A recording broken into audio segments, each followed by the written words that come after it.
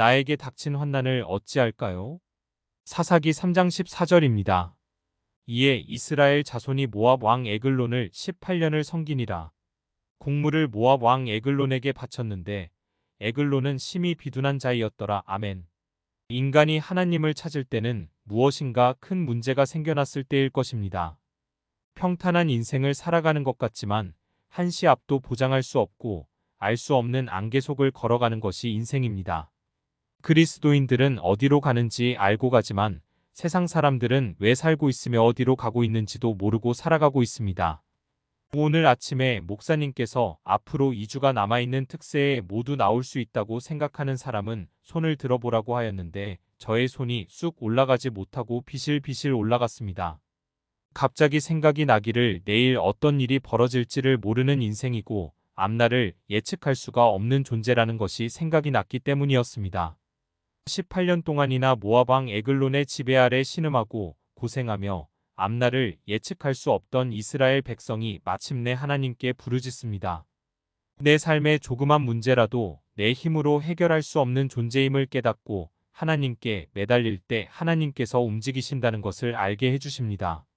오늘 새벽에는 이 말씀을 대하면서 나의 인생에 가는 길이 하나님과 동행하는 인생이 되게 해달라고 기도드렸습니다.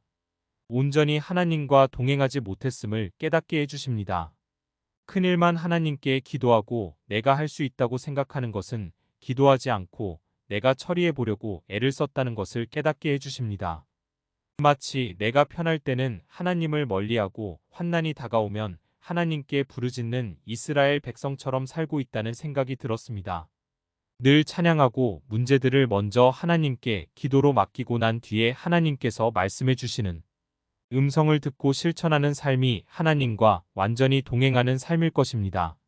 내가 하나님께 지은 죄악의 값을 내 힘으로는 해결을 할 수가 없듯이 18년 동안이나 나를 묶고 있는 에글론을 나의 힘으로는 물리칠 수 없는 것입니다. 하나님의 도움 없이는 비둔하고 강한 모압의 왕 에글론을 당해낼 재간이 없습니다. 해답이 아주 간단합니다. 하나님께 회개하고 부르짖을 때 하나님께서는 쉽게 해결을 해주시는 분이시라는 사실을 알 수 있습니다. 하나님께서는 오른손잡이가 아니라 왼손잡이 정도만 사용하여서도 에글론을 무찌를 수 있으신 분이십니다.